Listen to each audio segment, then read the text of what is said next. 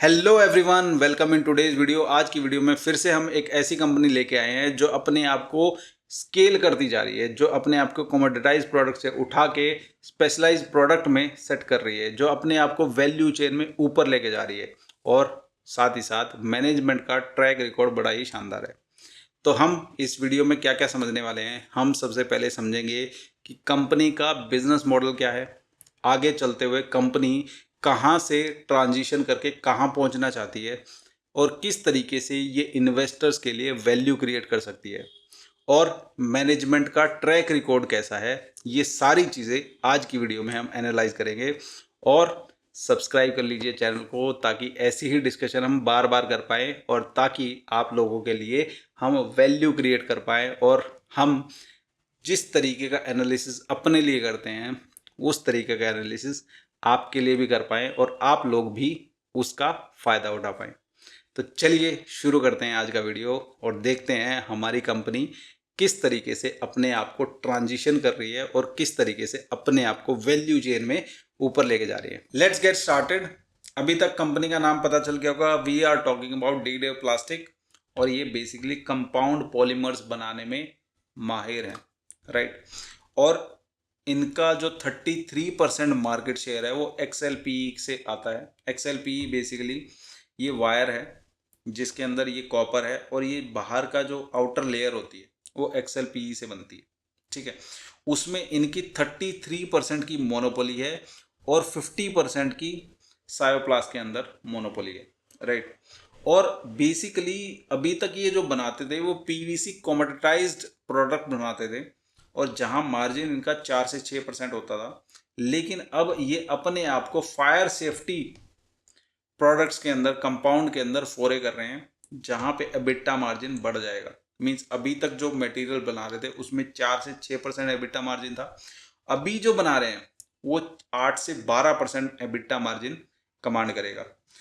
और साथ में BESS फैसिलिटी भी बना रहे हैं जिसमें कि 5 गीगावाट के आसपास की इनकी कैपेसिटी होगी, और इसके लिए ये 150 से 200 करोड़ रुपए इन्वेस्ट भी कर रहे हैं, राइट।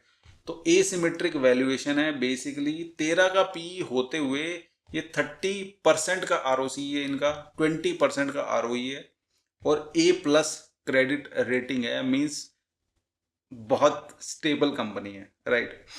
और वैल्यू चेन में बेसिकली पेट्रोकेमिकल इनको इंपोर्ट करना, पेट्रोकेमिकल PVC रेजिन्स इनको इंपोर्ट करना पड़ता है, और वॉर होने की वजह से इनको इंपोर्ट में काफ़ी दिक्कत परेशानी आ रही है और इनके इनपुट कॉस्ट बढ़ गए हैं। रॉ मटेरियल के कॉस्ट बढ़ने की वजह से अभी प्राइस सबड्यूड दिख रहा है, किसका? डीडे प्लास्टिक्स का। तो ये बेसिकली इनपुट रॉ मटेरियल से क्या करते हैं, 6 स्टेज प्रोसेस चलाते हैं और कंपाउंड बना देते हैं, जो कि फाइनली यूज होता है किसके अंदर? वायर्स के अंदर। तो यहाँ पर इनके जो कस्टमर्स हैं, पॉलीकैब, स्टरलाइट है, KE, अपार, RR केबल, ये सब इनके क्लाइंट्स हैं जो इनसे कंपाउंड लेते हैं और फाइनली केबल बनाते हैं। अब देखिए, बेसिकली एग्जाम्पल के तौर पे पॉलीकैब है। पॉलीकैब क्या करेगा? डीडेव प्लास्टिक से पहले कंपाउंड लेगा और फिर उसके अप्रूवल के लिए फाइलिंग डालेगा, और अप्रूवल फाइनली अप्रूव होके आएगा गवर्नमेंट की तरफ से कि आप ये यूज़ कर सकते हो, और फिर फाइनली पॉलीकैब उस कंपाउंड को यूज़ करेगा अपनी वायर्स के अंदर। अब समझिए, अगर मान लीजिए उसको डी डेव से किसी और कंपनी के ऊपर शिफ्ट होना है, तो उसे क्या करना पड़ेगा? फिर उस कंपनी का कंपाउंड लेना पड़ेगा, फिर से उसको फाइलिंग करनी पड़ेगी, फिर से अप्रूवल आने का वेट करना पड़ेगा, और ये सारा का सारा प्रोसेस में 1 1.5 2 साल जाता है। No company wants to change its vendors. तो इस वजह से डी डेव का जो कस्टमर स्टिकीनेस है वो बहुत शानदार है, इनका रिकरिंग रेवेन्यू मॉडल है वो बहुत शानदार है। एक बार जो कस्टमर स्टिकीनेस बन गया तो कॉन्टिन्यूसली साल दर साल वही कस्टमर रिपीट होता रहेगा। इस वजह से 95% प्लस रिपीटिशन है कस्टमर का। मीन्स बार बार बार बार बार बार क्लाइंट सेम कंपाउंड यूज करता रहता है और अपने प्रोडक्ट्स बनाता रहता है। और ये इजी भी है उन सभी के लिए, क्योंकि RR केबल, पॉलीकैब ये कब चेंज करेंगे अपने आप को? या तो उनके प्रोडक्ट में कुछ गलती होगी, प्रोडक्ट में कुछ खामी होगी, तब वो अपने आप को चेंज करेंगे, otherwise they will keep on continuing with the same vendor, right. तो इस वजह से डी डेव का जो कस्टमर स्टिकीनेस है वो बहुत शानदार लगता है मुझे। मींस एक तरीके से 33% मार्केट शेयर होल्ड करते हैं एक्सपीएलए प्रोडक्ट में। तो और साथ में क्या है, ये ऐसा कंपाउंड भी बना रहे हैं जो कि आग लगने के बाद धुआं नहीं छोड़ेगा। अभी तक सबसे बड़ी दिक्कत क्या थी, वायर्स में आग लगती थी और वो धुआं छोड़ने लग जाता है। अब धुआं छोड़ता है तो होता क्या है, धुएं से घुटन होके आदमी एक्सपायर कर जाता है। अभी गवर्नमेंट पुश किस चीज को कर रही है कि ऐसी वायर बनाओ जिसमें धुआं ना निकले आग लगने के बाद भी। इसकी वजह से जो एक टेलविंड वाला सेक्टर जो बन जाता है, वो टेलविंड वाला चीज बन गई है डी डे प्लास्टिक के लिए। टेलविंड सिर्फ इस चीज में नहीं बनी, टेलविंड और चीजों में भी बनी है। वो समझो, बेसिकली 5G रोल आउट हो रहा है, साथ में डाटा सेंटर्स भी रोल आउट हो रहे हैं। तो डाटा सेंटर्स के लिए भी जो प्रेजेंट ट्रांसमिशन लाइंस हैं उसको चेंज करना पड़ेगा और उसको बेहतरीन वाली ट्रांसमिशन लाइंस में चेंज करना पड़ेगा। तो कंटिन्यूअसली इनके पास अगले 10-15 साल की रेवेन्यू विजिबिलिटी है। साथ में आपको सिर्फ डाटा सेंटर्स के लिए नहीं चाहिए, रेलवे को भी इलेक्ट्रीफाई कर रहे हैं, ईवी चार्जिंग इंफ्रास्ट्रक्चर भी बना रहे हैं, रिन्यूएबल एनर्जी सोर्सेज को भी अच्छी वाली ट्रांसमिशन लाइन चाहिए। तो ओवरऑल ये एक मेगा थीम के अंदर पहुंच गया है डी डे प्लास्टिक। और कमाल की बात है, आप वैल्यू चेन समझिए, वैल्यू चेन में होता क्या है। मान लीजिए ये गाड़ी सेल होनी है, गाड़ी सेल होने से पहले टायर सेल होगा और टायर सेल होने से पहले ब्लैक कार्बन सेल होगा। ऐसा मैं क्यों बता रहा हूं, क्योंकि गाड़ी सबसे लास्ट में सेल होती है, उससे पहले कार कंपनी टायर खरीद लेती है और टायर खरीदने से पहले टायर कंपनी ब्लैक कार्बन खरीदती है। तो डी डे प्लास्टिक का समझिए, डाटा सेंटर सबसे लास्ट में इंस्टॉल होगा, उससे पहले वायर्स बिक जाएंगे और उससे पहले वायर्स बिकने से पहले डी डे प्लास्टिक का कंपाउंड बिक जाएगा। तो यही होता है वैल्यू चेन में ऊपर जाना, और सबसे पहले उसको डाटा सेंटर्स का फायदा मिल जाएगा। इवन डाटा सेंटर स्टार्ट भी नहीं हुआ, क्योंकि सबसे पहला जो ऑर्डर आएगा वो डी डे प्लास्टिक को आएगा। तो ये आई थिंक क्लियर। अब समझिए लेगेसी बिजनेस से और फ्यूचर कोर को बिजनेस की तरफ स्केल कर रहे हैं। पहले पीवीसी कंपाउंड बनाते थे जहां पे एबिटा मार्जिन 4% से 6% होता था। अब XLPE और HFFR की तरफ अपने आप को स्केल कर रहे हैं, halogen free flame retardant. Basically ऐसा कंपाउंड बना रहे हैं जो कि आग लगने के बाद भी फ्लेम्स ना दे, ठीक है। और ये प्रोडक्ट कैसा है, हाई मार्जिन प्रोडक्ट है। पहले इनका एबिटा मार्जिन 4 से 6% था, अब 8 से 12% है। तो री रेटिंग बनती है स्टॉक की। रिड्यूस्ड, बेसिकली ये लेगेसी जो प्रोडक्ट है इनका उसको कर्टेल करना चाहते हैं, छोटा करना चाहते हैं, कम करना चाहते हैं, क्योंकि ये लो एबिटा मार्जिन प्रोडक्ट है और अपने आप को स्केल करना चाहते हैं हाई एबिटा मार्जिन की तरफ।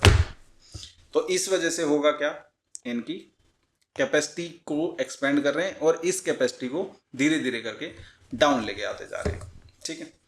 ये चल रहा है। साथ में समझिए और क्या चल रहा है डी डे प्लास्टिक के अंदर। बेसिकली जो वायर्स होती हैं ना, जैसे ये वायर्स है, ये वायर है, इसमें 132 किलोवाट की कैपेसिटी है इनके पास अभी तक। मींस जो इनका कंपाउंड है वो 132 किलोवाट वायर में यूज हो सकता है, राइट। और ये अपने आप को एक्सपेंड करना चाहते हैं 220 किलोवाट वाली वायर में। मींस और हाई एफिशिएंसी वाली वायर और हाई ट्रांसमिशन मोटी वायर के अंदर भी इनका कंपाउंड यूज हो। ये अपने आप को उस चीज के अंदर R&D कर रहे हैं और उस चीज के अंदर अपने आप को लेके जाना चाहते हैं। और 2030 तक इनका टारगेट है कि HVDC वायर के अंदर भी हमारे कंपाउंड यूज हो, उसमें फोरे करना चाहते हैं। तो बेसिकली आपको समझ में आ गया कि why they are going up in the value chain, right. Structural moat है कंपनी के पास। अब दूसरा क्या है, पहला तो लो एबिटा मार्जिन से हाई एबिटा मार्जिन की तरफ अपने आप को स्केल कर रहे हैं। दूसरा battery energy storage system. Battery energy storage system में सेल्स नहीं बनाएंगे बट पूरी असेंबली लाइन बनाएंगे। आपको याद हो तो पुराना वीडियो जो हमने बनाया था पेस डिजिटेक का, वो भी पूरी पूरी असेंबली लाइन उन्होंने बनाई हुई थी, और इस वजह से वो भी BESS में एक अच्छा प्रोमिनेंट प्लेयर निकल के आ रहा था। और ये भी क्या कर रहे हैं, BESS के अंदर प्रोमिनेंट प्लेयर बनना चाहते हैं, और उसके लिए 5 गीगावाट की इंस्टॉल्ड कैपेसिटी ये लगाना चाहते हैं। उसमें सेल्स नहीं बनाएंगे, बाकी के सारे प्रोसेस करेंगे, जैसे कि पेस डिजिटेक में हो रहा था। और इसके लिए 150 से 200 करोड़ कैपेसिटी एक्सपेंशन के अंदर पैसा भी लगा रहे हैं। साथ में इनका जो एबिटा मार्जिन होगा वो स्टार्टिंग में 5 से 8% होगा। The moment they start getting order, तो ये एबिटा मार्जिन भी धीरे धीरे करके ऊपर जाता चला जाएगा। ठीक है, तो वैल्यूएशन में इनको क्या है कि 2000 करोड़ तक ऑर्डर मिलने की उम्मीद है, कि इतने ऑर्डर हमें मिल सकते हैं 2020 तक। तो ये मैनेजमेंट का ऑप्टिमिस्टिक सा गाइडेंस है। अब देखिए फाइनेंशियल ऑटोनॉमी, डीडीओ प्लास्टिक की 20% ROC, 30% ROC एंड 20% ROE पे ऑपरेट करता है डीडीओ प्लास्टिक। और एबिटा मार्जिन अभी तक इनके 5-6-7% के आसपास होवर करते रहते हैं। और एसेट टर्नओवर रेशियो इनका 2 से और 2.4x तक है। और ये अपने आप को अब वैल्यू चेन में ऊपर लेके जाने चाहते हैं। और इक्विटी मल्टीप्लायर इनका 1.4x है। और क्रेडिट रेटिंग इनकी A+ है, मींस स्टेबल कंपनी है। और जो मैनेजमेंट बोलती है, गाइड करती है, वो डिलीवर करके दिखाती है। तो इनके ऊपर कोई बहुत ज़्यादा डेट वगैरह है नहीं। और इवन वॉर होने के बावजूद इनका जो बिजनेस है वो 10.2% से बढ़ा है। मीन्स इनके रॉ मटेरियल कॉस्ट ऊपर चले गए हैं, उसके बावजूद बिजनेस बढ़ा है। अभी तक डीडीओ प्लास्टिक का जो PE चल रहा है वो 13 के आसपास है। एंड जिस तरीके से एबिटा मार्जिन अपने आप को स्केल कर रहे हैं, उसमें बड़े आराम से 20 से 25 का PE रेटिंग हो सकता है। और आगे चलते हुए जैसे जैसे इनके ऑर्डर्स बढ़ते चले जाएंगे, it can go even higher. तो अभी तक इनका 3000 करोड़ के आसपास का रिवेन्यू है, और इनका टारगेट है 2030 तक इसको 7500 करोड़ पे लेके जाने का। और ये होगा कैसे, वो बता ही दिया मैंने। 2000 करोड़ के आसपास BESS से आएगा, और 2500 करोड़ के आसपास इनको यहाँ से HFR स्केलिंग, जो भी इनके जो वायर वाला धंधा है उसमें एक्स्ट्रा इनको मिलेगा। ठीक है, तो अगले 12 महीने में आपको चेक क्या करना है, BESS ऑर्डर आया कि नहीं आया, सबसे पहले ये चेक करना है। HFR यूटिलाइजेशन इनका 80-90% है टारगेट, कि इतना हम यूज, अभी जो कैपेसिटी यूटिलाइजेशन है वो काफ़ी कम है। इनका 80-90% यूटिलाइजेशन अगर ये कर लेते हैं, तो ये भी आपको चेक करना पड़ेगा। साथ में अगर 220 किलोवाट का लॉन्च हो जाता है XLPE कंपाउंड का, वो आपको चेक करना है। और अगर वॉर रुक जाता है, तो इन सारे केसेस में री रेटिंग होगा किसका, डीडीओ प्लास्टिक। तो ये चीज़ें आपको चेक करनी है। तो अब एक बार बैलेंस शीट पे लेके चलते हैं डीडीओ प्लास्टिक की, और देखते हैं बैलेंस शीट क्या बताता है। चलिए डीडीओ प्लास्टिक का एक बार फंडामेंटल चेक कर लेते हैं। मार्केट कैप 3000 करोड़ के आसपास है। जब मैंने इसका PPT बनाया था करीब करीब 13 का PE था। 31% ROE, ऑपरेटिंग प्रॉफिट मार्जिन 9.73% पहुंच चुका है, और ये कॉन्टिन्यूसली स्केल करता जा रहा है। सेल्स इनकी 3000 करोड़ के आसपास, मैंने ऑलरेडी बता दिया था, 3000 करोड़ के आसपास इनकी सेल्स हैं। और पित्रोस्की स्कोर 5 है। सो EV/EBITDA is 9.5। So all in all company के ऑलमोस्ट डेट फ्री कंपनी है, कोई भी डेट इसके ऊपर है नहीं। तो अब देखिए यहाँ पे 2022 से 100 करोड़ से बढ़ते बढ़ते और 300 करोड़ पे पहुंच चुके हैं 5 साल के अंदर। ऑलमोस्ट 3x का इनका ऑपरेटिंग प्रॉफिट है। और नेट प्रॉफिट देखिए 55 करोड़ से बढ़ते बढ़ते 200 करोड़, तो 4x पे जा चुके हैं। ऑपरेटिंग प्रॉफिट मार्जिन देखिए यहाँ पे 5% होता था, 6%, 11%, 10%, 10%। और ये 10% इसलिए है क्योंकि ऑलरेडी वॉर चल रहा है, right. So this was all. और यहाँ पर देखिए इनके जो रिजर्व्स हैं, बहुत शानदार रिजर्व्स हैं, 1000 करोड़ के आसपास। 3000 करोड़ की कंपनी में 1000 करोड़ रिजर्व्स मिल रहे हैं आपको। तो इस तरीके की ये कंपनी है। कैश मैनेजमेंट बहुत शानदार है। मैनेजमेंट की कमेंट्री और मैनेजमेंट का एग्जीक्यूशन बहुत मस्त, बहुत अच्छा लगा मुझे। सो इसके अलावा आप देखेंगे तो ऑपरेशंस से कैश जनरेट कर रहे हैं, मींस अपने कोर बिजनेस से कैश जनरेटिंग ये कंपनी है। और साथ में डेटर्स डे देखिए, रिलायंस से अच्छा डेटर्स डे है। रिलायंस का 84 डेज का है, इनका 69 का है। सबसे बेहतरीन तो ऑब्वियसली एवेन्यू सुपरमार्ट का है, 21-24 दिन के आसपास है, but it is commendable, right. So all in all almost 75% की मार्केट कैप है। प्रमोटर को अपने धंधे के ऊपर सबसे ज़्यादा विश्वास है, राइट। FIIs हैं, DIIs हैं, बहुत कम है। जिस तरीके से री रेटिंग शुरू होगी, FII DIIs कॉन्टिन्यूसली बढ़ते हुए दिखाई देंगे। और अभी पब्लिक के पास 23% है, वो भी गिरता जा रहा है, 25% से गिरते गिरते 23 पे आ गया। ये धीरे धीरे 10% के आसपास जाके स्टेबलाइज हो जाएगा। So all in all the company is looking promising and आगे चलते हुए कंपनी री रेटिंग डेफिनेटली कमांड करती है, और जिस तरीके से कॉन्टिन्यूसली अपने आप को स्केल कर रही है, it can go up in the value chain and it can definitely command some premium। इसके अलावा एक और ऐसी कंपनी है जो 230 किलोवाट की कॉपर कंडक्टर्स बनाती है, उसके ऊपर भी वीडियो बनाएंगे। KSH कंपनी का नाम है, और उसका अगला वीडियो बनाएंगे ताकि आपको उसकी भी वैल्यू चेन समझ में आए। ये दो ऐसी कंपनी है जो प्रॉक्सी प्लेयर्स हैं, किस चीज़ के, data centres, railways, EV transmission line, हर चीज़ के। these two companies you should definitely keep track of, KSH, D-Day Plastic। चलिए नेक्स्ट वीडियो में मिलते हैं। Thank you so much guys, that's all for today.